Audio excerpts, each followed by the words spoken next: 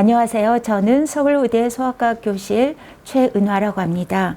저는 오늘 우리나라에서 작년부터 올해 7월까지 학생과 학교에서 발생하였었던 코로나19 발생 현황에 대해서 말씀드리고자 합니다. 처음 보시는 이 자료는 우리나라에서 작년 2월부터 올해 7월까지 전체 인구와 그리고 소아청소년의 발생 현황을 보시는 그래프입니다.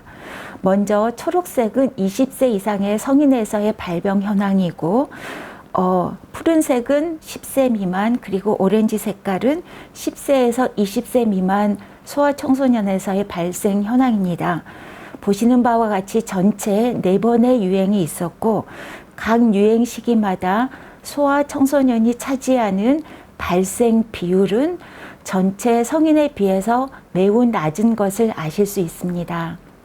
이어서 올해 4차 유행이 진행되고 있는 6월과 7월의 발생 현황을 보시면은 아시는 바와 같이 고연령 인구 집단에 대해서 백신 접종이 활발하게 진행이 되고 있기 때문에 백신 접종을 받지 않은 20대, 30대 그리고 20세 미만의 소아청소년에서 발생률이 증가 추세에 있는 것을 볼 수 있습니다. 이러한 현상은 소아청소년에서의 발생이 더 증가했다라기보다는 비접종군에서의 발생률이 점차 증가하고 있는 추세를 보이는 것으로 해석해야 될 것 같습니다. 다음은 작년과 올해 7월까지 전체 인구 대비 각 학교별로 인구 10만 명당 발생률에 대한 자료를 보시도록 하겠습니다. 위에 보시는 라인 그래프는 유치원, 초등학교, 중고등학교에서의 발생률을 각 해당 연령의 10만 명당 각각 173명, 초등학교 223명, 중학교 249명, 고등학생 296명으로 학교가 올라갈수록 고학년으로 올라갈수록 발생 빈도가 증가하는 것을 볼 수 있습니다. 다만 전체 인구 발생률이 10만 명당 368명인 것을 고려하면 학생에서의 발생 빈도는 전체 인구 대비 낮은 것을 아실 수 있겠습니다. 이어서 이 학생에서의 발생 빈도를 작년 2020년 5월부터 12월까지 그리고 올해 개학한 후인 3월부터 7월까지 나누어서 비교해 보도록 하겠습니다. 아시다시피 우리나라에서의 4차 유행이 진행될 때까지 유행 전에 유행 저변은 점차 올라가고 있었던 것을 아실 수 있습니다. 이러한 현상은 학생에서도 나타나서 작년에 10만 명당 6.8명의 발생률을 보였었던 것이 올해는 월별로 17.9명에서 61명 정도로 4차 유행이 진행되고 있는 7월에는 발생률이 증가한 것을 볼 수 있습니다. 이러한 현상은 여전히 전체 인구에서도 나타나서 전체 인구 10만 명당 14.6명에서 올해 3월부터 7월까지는 약 10만 명당 81명 정도 수준을 보이고 있습니다. 이러한 발생률을 2021년 1학기 등교가 진행이 되는 시점에서 전체 인구 발생률 대비 우리 학생들에서의 발생률은 과연 몇 % 정도를 차지하는지를 이 그래프로 보시겠습니다. 이 막대 그래프는 전체 인구 대비 우리 학생에서의 발생률을 퍼센트로 보여주는 것이고, 보시는 바와 같이 전체 60 내지 69% 정도의 수준으로 전체 인구 대비 소아 그리고 학생에서의 발생률은 더 낮은 것을 알 수 있겠습니다. 이상에서 말씀드린 바와 같이 우리나라에서 유행이 4차 유행까지 진행되면서 전체 인구에서와 마찬가지로 우리 학생 연령층에서도 발생 수가 증가하는 것은 피할 수 없는 것임을 알 수 있겠습니다.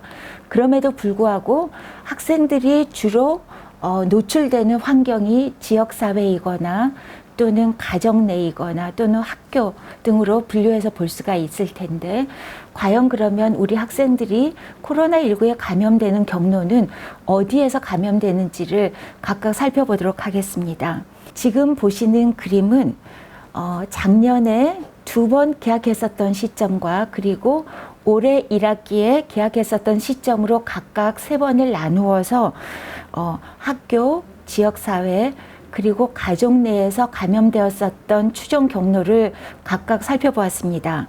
보시는 바와 같이 작년 2학기 때에는 학교에서 학생이 감염되는 경우는 12.5%였었고 지역사회는 약 20%, 가정 내에서의 감염은 55%를 차지했습니다. 즉 학교보다는 가정 내와 그리고 지역사회에서 감염되는 경우가 훨씬 더 많았다는 것을 볼 수 있는데 지금 2021년 1학기 등교가 유지되었던 시점에서도 이러한 추세는 똑같이 관찰되고 있습니다. 2021년 1학기 때에도 학교에서 감염된 경우에는 15.9%, 지역사회에서 감염된 경우는 22.6%, 그리고 가정 내에서 감염되는 경우는 48.7%를 차지하였습니다.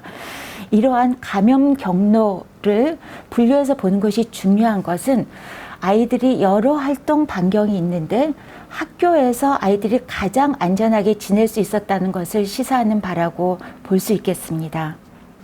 네, 지금까지 말씀드린 내용을 간단하게 요약하겠습니다. 21학년도 1학기 학생 발생률은 작년도에 비해서 증가 추세에 있습니다. 하지만 우리나라에서 현재 고연령 성인을 대상으로 백신 접종을 하고 있고 학생은 백신 접종을 하지 않고 있다라는 상황과 전체적으로 백신을 접종하지 않는 연령군에서는 코로나19 발생 건수가 증가하는 추세임을 반영해왔다라고 이해해야 될 것 같습니다.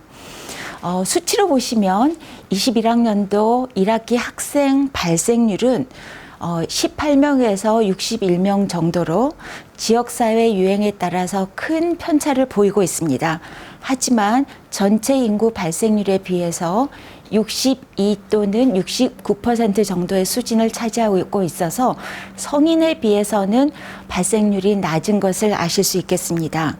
무엇보다도 더 중요한 것은 21학년도 개학 후에 학생들이 학교에서 감염이 되었었던 그 비율은 가정 내 감염인 49%, 지역사회 감염인 23%에 비해서 학교 내에서는 약 15% 정도 발생했기 때문에 학교 내에서의 감염은 더 낮은 것을 알 수 있겠습니다.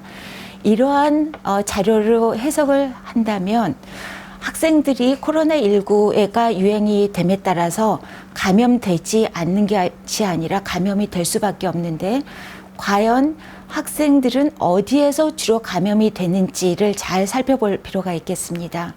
주로 가정 내나 그리고 지역사회, 즉 방역관리가 잘 되지 않는 그런 지역사회 내에서 감염되는 경우가 학교 내에서 더 감염이 되는 것을 알 수 있는데 이는 학교 내에서의 방역관리가 잘 유지되고 있다는 것과 함께 학교에 등교하지 않는다 하더라도 학생들은 가정 내와 지역사회에서 감염될 수밖에 없기 때문에 오히려 방역관리가 잘 되고 있는 안전한 학교로 등교하는 것이 학생에서의 코로나19 발생을 줄일 수 있는 그런 전략으로 이해할 수 있겠습니다. 이상입니다.